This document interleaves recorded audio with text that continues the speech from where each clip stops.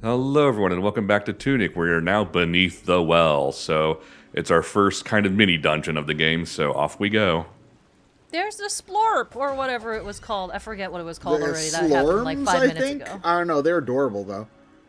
They are very cute. I do They're also love very them. annoying, but cute. I was Oh. gonna say, what the fuck are these things? But yeah. They're like spiky octopuses. I don't know. The first thing I got from that profile was Pac-Man Ghost. Oh, they do kind of look like a Pac-Man ghost. Okay, good. They hit something behind the waterfall. They did. They did the video game staple. thing. An isometric game is one of the few places where I think to myself, the waterfall is not going to be a place anything is hidden behind. And I blame Sonic 3D Blast for that because that game had so many waterfalls and nothing was ever behind them. Sonic 3D Blast also didn't have anything worth anything hidden anywhere. That was also the problem. Well, nah, not really, because some of those flickies that you had to get to progress the game were pretty annoyingly hidden. Well, they're not so much hidden, like, by that I mean, like, secrets, like, stuff worth, like, tinkering around in the environment to find or go up. Oh, yeah, that's what I'm talking about. Some of the badniks you had to bop to get the flickies were in really annoying locations that were hard to find. I mean, it's been a while. You could be right, but then again, Look, I played a lot of Sonic 3D Blast as a kid because it was that game that I was always renting.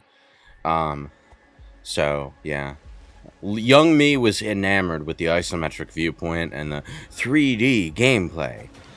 Nowadays, it's just, like, really annoying to play. I find old isometric games, I can't a lot of the time. There were a lot of isometric games on the Game Boy Advance, because, again, they wanted to be like, look, it's a portable 3D game, even though it's not a 3D game. But Right.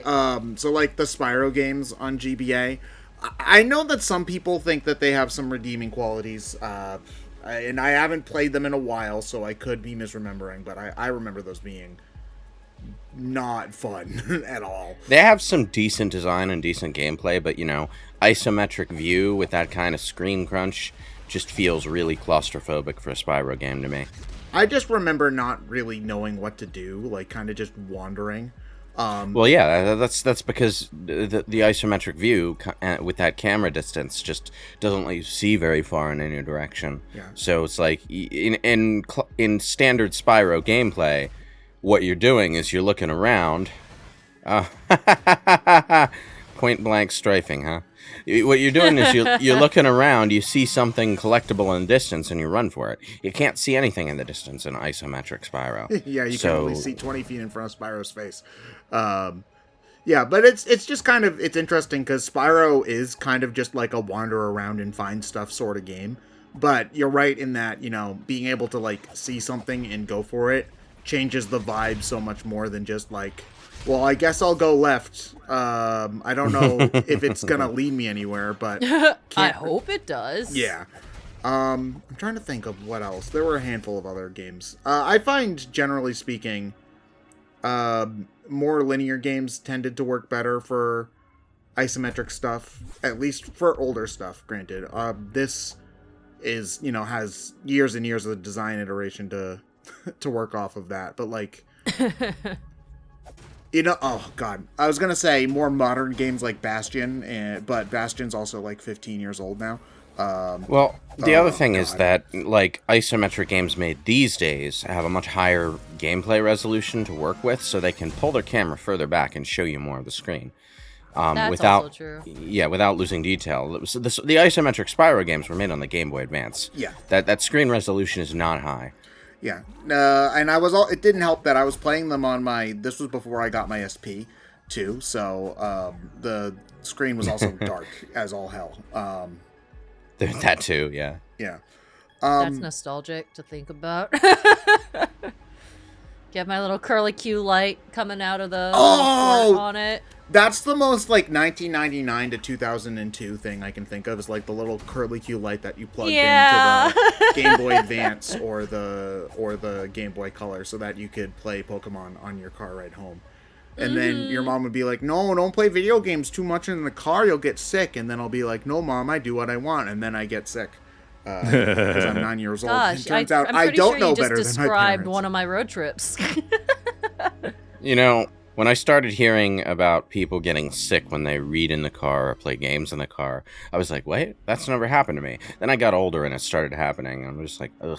It's only the car for me, though. Like, if I'm on the subway or on a plane, I can read just fine and play video games just fine. If I'm in a car, though, then I start to get woozy. Well, trains and planes are a more consistently smooth ride. Generally Yeah, speaking, but that's even if true. we're just like on the highway and it's not really bumpy or anything, something about being in the car, I don't know, just makes it. The windows are definitely like larger and closer to you in the car, which probably has a lot to do with it. Because your point of view, you see the motion in the corner of your eye. Oh yeah. So you feel like you should be moving. I consistently have gotten viscerally car sick. I am one of those people that will puke in the car after too long. Thankfully, it's gotten a little bit better as I've gotten older, but I think that's primarily because I sit in the front seat and I refuse to read anything anymore Yeah. in the car. I don't know if being in the back, like, because I've noticed, like, I'm usually in the front seat now too, and I don't ever have any issues like when I'm driving. It's only when I'm a passenger, Yeah. which is also. For me, it's specifically the back seat that gives me like real bad issues. But if I'm driving, no problems. If I'm in shotgun, then like I'll be fine if I don't read for too long. I wonder if, like, because I've been, I got a Kindle for Christmas and I've been using that a lot. I wonder if that would be better on my eyes than like an actual book, but I couldn't imagine it would be that much different than like it probably is better than like reading off of a screen, but it probably isn't that much different than reading a real book in that instance. Maybe, but I mean, like, if you already have the Kindle, then you might as well try it at some point. If it's an e-ink reader, then it's designed to be like reading off of a page. Okay, then yeah, so it probably wouldn't be any better or worse then, because reading a paper book will also make me not feel well. Like I've said this before, but the only lighting on a Kindle, some of them don't even have lighting. The only lighting on an e-ink reader comes in from the side, so it's more like you're reading a page with a book lamp rather than having a tablet screen beaming its light directly into your eyeballs. That's kind of neat, actually. It's a design that's meant to be comfortable, but doing color with it is absurdly expensive. So. Oh, I'm sure it is. Yeah, because that probably would be more expensive than like even the nicest OLED screens. I would have to. Yeah. I would have to assume. Yeah, there are color e-ink readers, but they're a niche product as yet. So. Like, You know. what would be the only, like, comic books? Like, graphic novels? Comic books, yeah. Comic books would be what you would want color for. That and books that have color pictures in them, like a book about dinosaurs or other scholarly topics. Yeah, I guess, yeah, but... Nature books. I mean, I guess you could probably still do manga just fine on a standard e-reader then, though, now that I'm thinking about It depends on what manga. Some of them have more color pages than others. Most of the manga I read don't have color. No, they had color in the original magazine, I promise you. Oh, really? Like, Yeah, when they republished them as volumes, they black and white the color out. oh, It's cheaper that way. that's interesting, because I always thought that they were drawn black and white, and if they ever got colored, it would be done later. Most of the pages are black and white, but every so many issues they'll have like a special a special bunch of pages at the start of an issue, or sometimes there'll be a milestone issue that's entirely in color. It depends. Oh, okay. I guess that makes sense. That's something that, like, the Sunday paper would have color for the comic strips, because that's more expensive. I've never really thought about that before. You can always tell when it's a page that was meant to be in color because suddenly there'll just be 3 pages in a row with way more shading than the others. I'll have to, like, look through some of my manga and, like, see if I can tell which ones were meant to be in color or not. Well, if you want an easy way to figure out what it looks like, it's usually like either the first part of the very first chapter or the entire first chapter will have been in color in most series. So it's like when if you pick up Yu-Gi-Oh and you read the first chapter with Ushio and his stupid knife game, it's like there are a few pages at the start that have really intricate black and white shading. Well, that was in color. It was supposed to be in color. You see, I always just thought that was it's the first issue, and they want to make sure that people keep on reading, and then once they have you, they can start slacking off. Yeah. It's just if you were to read that in a large size collector's volume, or God forbid, in the original Shonen Jump magazine, it would be fully colored.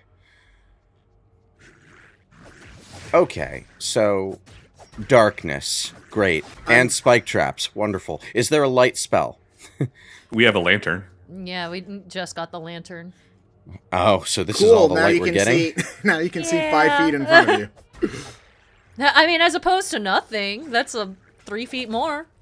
I was thinking a trap-filled dungeon with darkness everywhere. This is reminding me of Blood Omen, but like the light spell in that game is utterly useless and serves no purpose but to spoil the mood, because you can still see everything even when the areas are darkened. But more modern games with actual lighting engines tend to actually require you to use your light sources more often. I'm just thinking of the early 2010s flashlight and horror games that was freaking useless. Because like if you're ever in a very dark room and you turn on your flashlight, even when you're not when you point it at something, you get a pretty damn sizable radius of light. Plus, the ambient light will make it so that you can see like in your peripheral more than you would think. Because if you're playing like a horror game from 2011, it's like, okay, I can see this very narrow cone. You can still see in the dark for the most part, and if you crank up your TV's brightness, you don't need to waste your flashlight battery at all. And they would how I always play have scary flashlight games. batteries. Oh god, I forgot about that. As soon as it starts getting dark and scary, I crank up the brightness, and I'm like, nope, not about it. Absolutely not about it. But that's less me trying to cheat and more me trying to not crap myself because I am a coward. I cannot do horror video games. I've found it's okay. I should rephrase that. I can't do survival horror video games. Yes. Games with horror elements, like horror themed visual novels, I'm better on, because there's less stuff that's going to like bah! And then I'll be like, yeah. No, we're very similar in that way then. Yeah. Because I'm finding, I used to be like, no horror ever. I can't handle it. But more recently, I'm like, well, I can handle the aesthetic. I can't handle, the part about horror games that gets me is when you're meant to feel helpless in it. that and makes like sense, you're supposed yeah. to hide and like, you know, you're really fragile. I can't handle that specifically. Oh, you'd hate Alien Isolation then. I have heard about that game and people just kind of smirk and they're like, you should play this one. It's not scary. I'm like, I see you lying to me. You're lying to my face. How dare you? Well, you know, horror aesthetic in a horror game, they evoke different feelings because of the difference in medium. I really don't care much one way or the other for horror movies. I've said this before, and I'll probably say it again since Ryan is recording Silent Hill 2 Remake for us, but like the actual act of confronting the tension of the situation, the resource management and decision making, evokes a different kind of fear than just watching horror happen to a bunch of slasher villain victims or whatever. You know, you're actually in the decision-making process when you play Resident Evil, or even something like Silent Hill, which is more of a linear affair, and you have to confront that, and that's going to evoke different feelings in different people, but it's going to evoke some sort of feeling, you know? Yeah. I'm of similar mind. I can't really do horror movies that much, but horror games I can usually jive with, depending on how it's handled.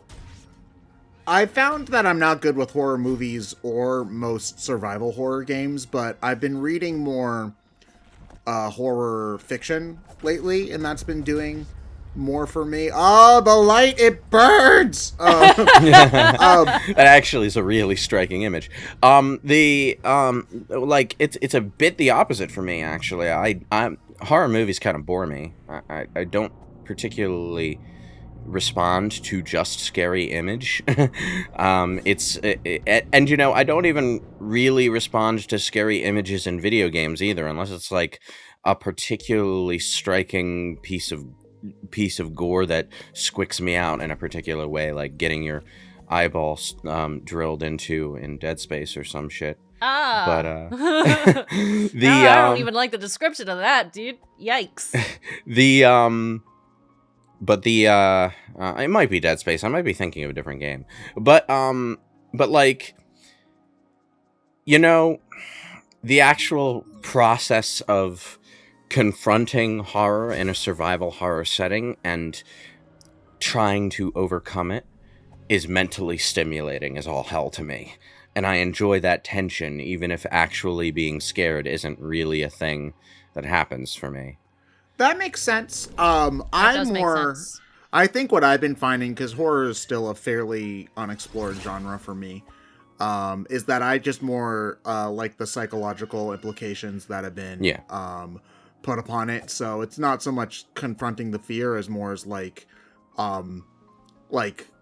seeing the kind of fucked up stuff that people can make, because there's some extremely creative stuff in the world of horror fiction, but also it shows a lot about human nature too. Like one of my favorite books that I've read over the past year or two is Annihilation, which had a movie with Natalie Portman in it, which I haven't watched, but I've heard is okay.